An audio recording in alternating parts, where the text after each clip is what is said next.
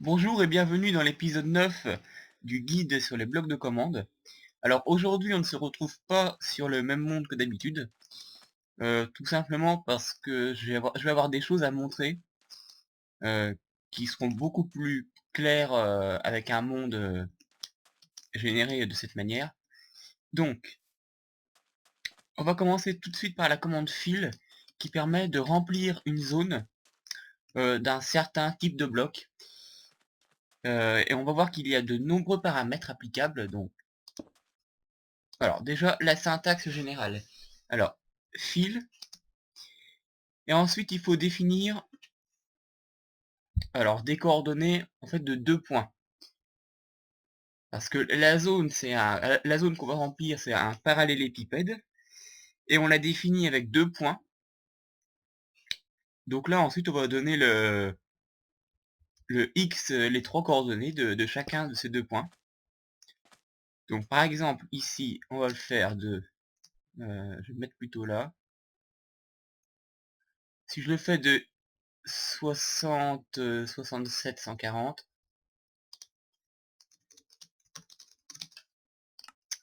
et le deuxième point, on va mettre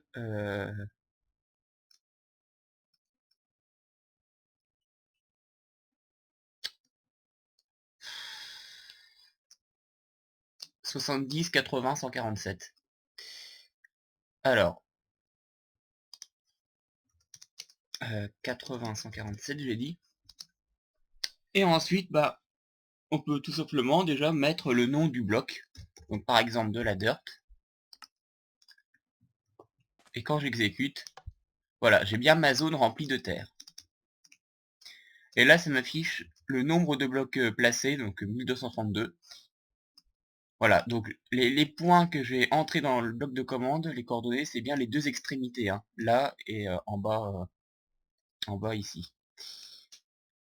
Alors, je vais le faire sur une zone plus petite, tout simplement pour nos tests, pour éviter...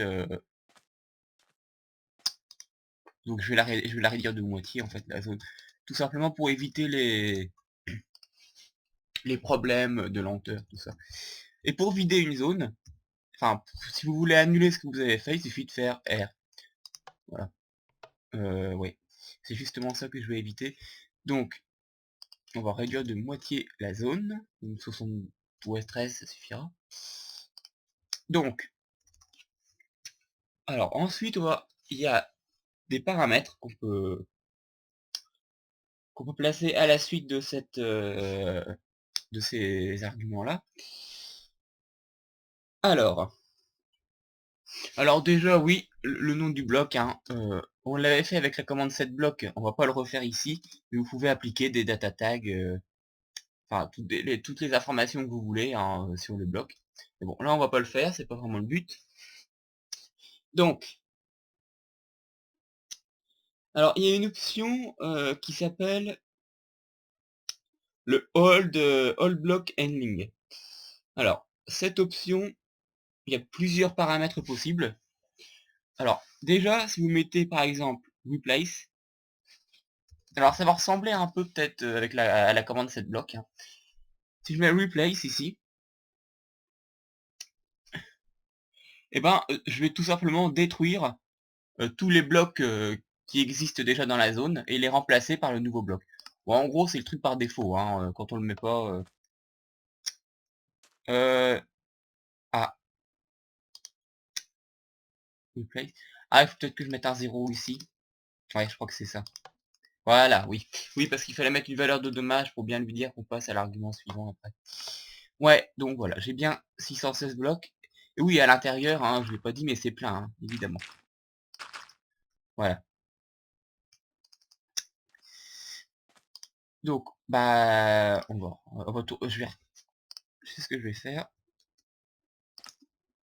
Je vais simplement me refaire une autre commande pour vider à chaque fois, ce sera plus simple. Hop. Oh merde. Voilà.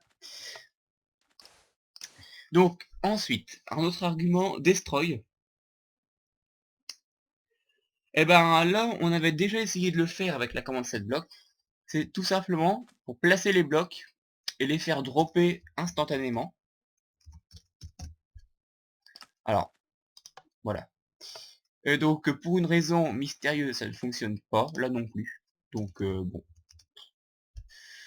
à voir. Keep. Ah.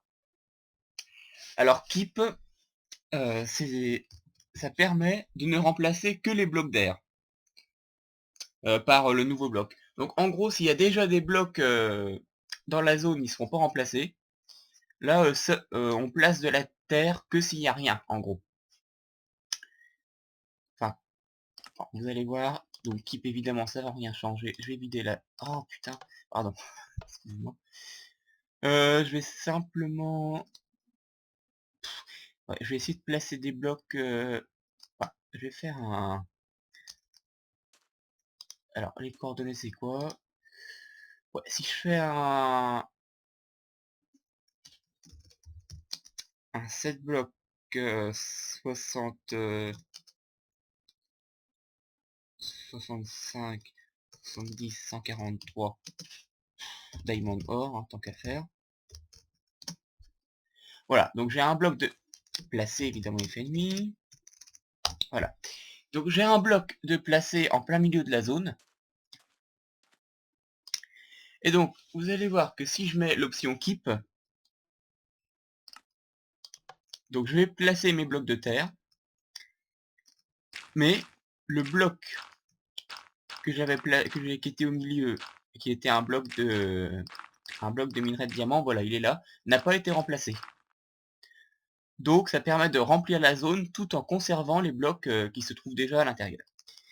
Alors ensuite, donc on va vider toute la zone. On a une option qui s'appelle Holo. Et en gros, l'option Holo permet de créer une zone creuse. Donc vous allez voir tout de suite, ouais, évidemment. Donc voilà, alors cette fois-ci, la zone est vide à l'intérieur. On a simplement la couche qui permet de créer le parallélépipède, mais à l'intérieur c'est creux. Voilà, donc très utile hein, pour se créer un bâtiment. Hop, pour créer un bâtiment en 3 secondes, voilà.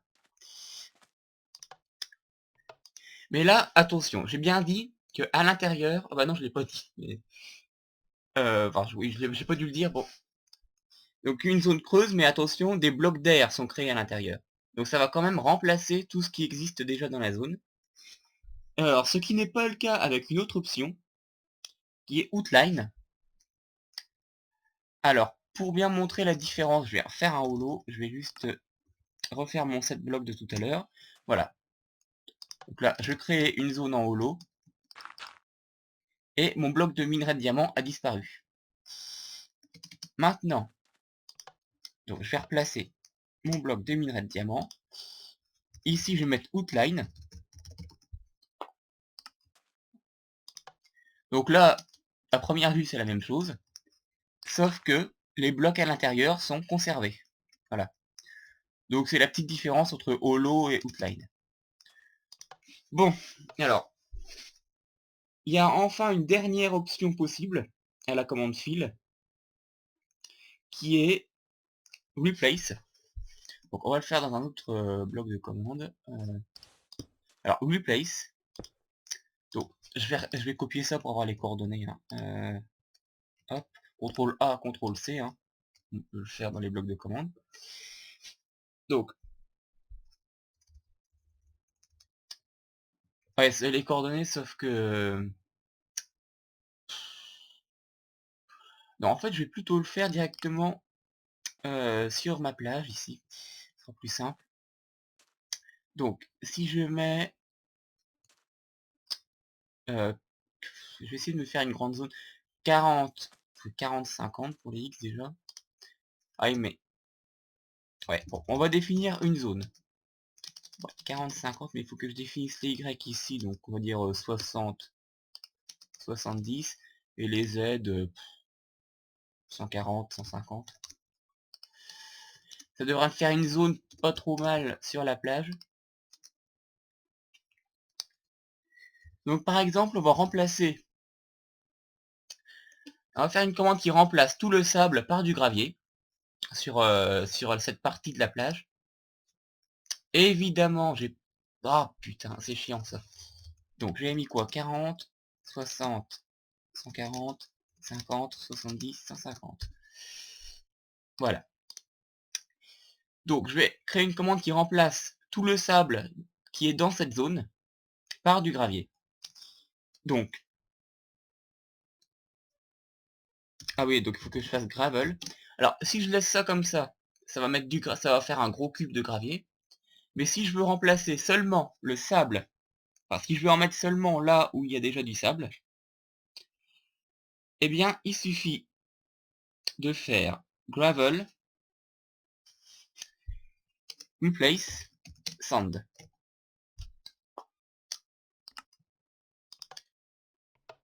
Et donc ça ne fonctionne pas. Parce que j'ai encore oublié de mettre un 0. Voilà. Et voilà. Dans toute la zone, j'ai placé du gravier. Mais seulement là où il y avait du sable. Donc ça peut vraiment être sympa. Donc j'ai mis 60, hein, donc voilà. Ça peut vraiment être sympa comme zone. Bon. Et maintenant, si je veux creuser comme ça dans une grande zone, il suffit de faire par exemple R0 replace gravel. Voilà. Et là, partout il y a du gravier. Bon, et je vais vider la zone. Alors par contre, je suis un peu embêté maintenant parce que pour remettre mon sable, ah, bon, c'est pas grave. On verra ça plus tard. Donc voilà, c'est à peu près tout pour la commande file. Alors sachant que à chaque fois, vous pouvez, il y a de nombreux paramètres à définir, hein, et pour chaque bloc, vous pouvez définir les caractéristiques, comme on avait vu avec la commande setBlock. Bon, on va passer à la deuxième commande du jour, qui est clone. Alors cette commande permet de cloner une zone de votre monde. Alors on va peut-être pas voir tous les paramètres, parce qu'ils sont nombreux et certains sont assez, je dois l'avouer, assez durs à comprendre. Alors on pourrait faire des tests, mais bon, j'en ferai peut-être à l'extérieur. Donc, cloner une zone. Alors, pareil que tout à l'heure, il va falloir définir des points. Donc, je vais me mettre par exemple ici pour avoir une zone... ouais, voilà. Donc, je vais mettre de x égale 17. Ouais. Donc, on va mettre un bloc de commande ici. Alors, clone 17, 60, 180. Donc ça c'est le premier point, enfin c'est 60 plus bas. Hein. Et on va cloner jusqu'ici, ouais. Une petite zone ça suffit, hein, je vais pas... Ouais. Jusqu'à... Alors, je vais juste le noter 11, on va mettre 80, comme ça on aura le haut des arbres. 11, 80, enfin 70 ça suffira. 173. Alors je note pour pas l'oublier parce que j'ai une mémoire... Voilà, 11, 70, 173. Donc ça c'est les deux points de la zone, hein, comme on a fait tout à l'heure. Et là il faut encore mettre les coordonnées d'un troisième point, mais à l'endroit où on veut copier la zone. Enfin, où on veut en gros coller la copie. Et donc, je vais la coller où?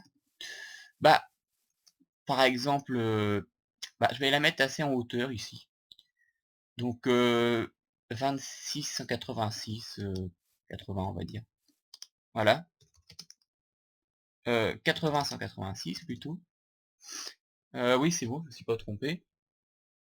Et voilà, là je vais cloner la zone et la copier au bon endroit. Donc, ma zone a été clonée. Et on peut bien voir que la copie se trouve ici. Bon, alors évidemment, j'ai pas très bien... même la sélection n'est pas très bonne parce que j'ai coupé des arbres comme ça à l'arrache. Mais bon, voilà le principe.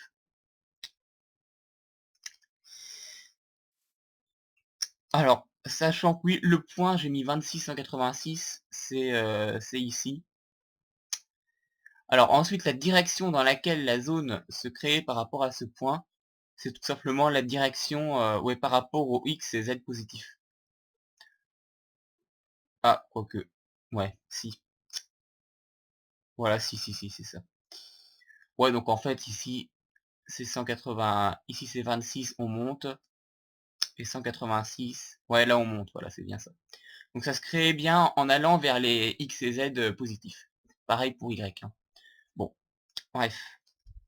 Alors, donc il y a des options encore sur la commande clone. Donc par exemple, bon, il y a déjà replace, alors c'est ce qu'on a fait, hein, c'est l'option par défaut. Voilà, alors je vais juste changer les coordonnées à chaque fois pour, pour bien voir la différence quand même. Voilà. Donc, je vais avoir beaucoup de zones après à la fin qui vont être créées, mais bon, c'est pas grave. Donc là, il se passe exactement la même chose, hein. Bon, maintenant, si je mets... Alors, Masked, donc c'est une option qui permet de copier tous les blocs qui ne sont pas des blocs d'air. Donc en fait, bon là ça va rien changer, mais en gros, s'il y avait déjà des blocs... Bon, je vais peut-être le montrer quand même en fait. Je vais me mettre ici, et je vais placer des blocs de n'importe quoi.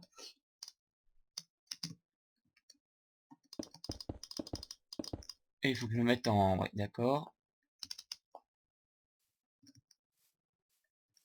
En x égale 16. Et en masked, voilà, les blocs d'air ne vont pas remplacer. Donc là, les blocs, il n'y a pas de blocs d'air qui sont créés au-dessus. Donc du coup, les blocs que j'avais déjà placés dans la zone, bah restent. Voilà, ne sont pas détruits. Non, j'étais là. Voilà. Bon, ensuite, il y a une autre option qui est Filtered. Alors, ouais, c'est une option qui remplace... Alors, qui retire tous les blocs inaccessibles. Ouais, alors attendez, je vais tester parce que... Euh, je vais tester. Donc, une nouvelle zone va être créée.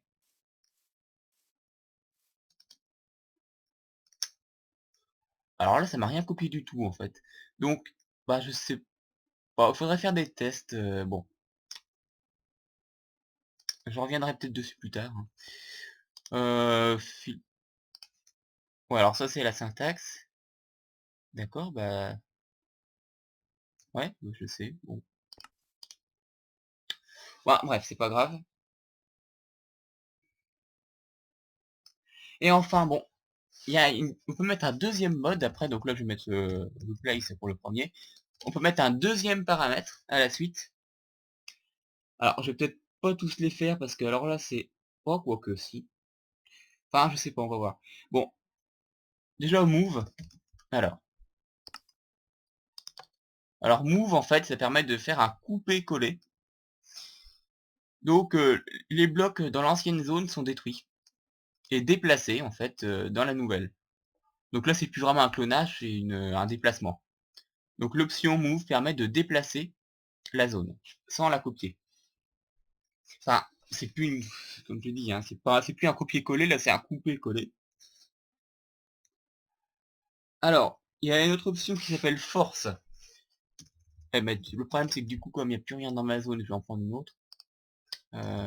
27, 21. Et je vais me mettre en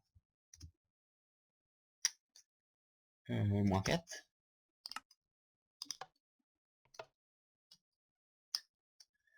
Voilà, donc force. Je ne vois pas vraiment ce que fait cette option en fait, hein. Elle existe, mais il faudrait voir en détail. Et enfin, on peut mettre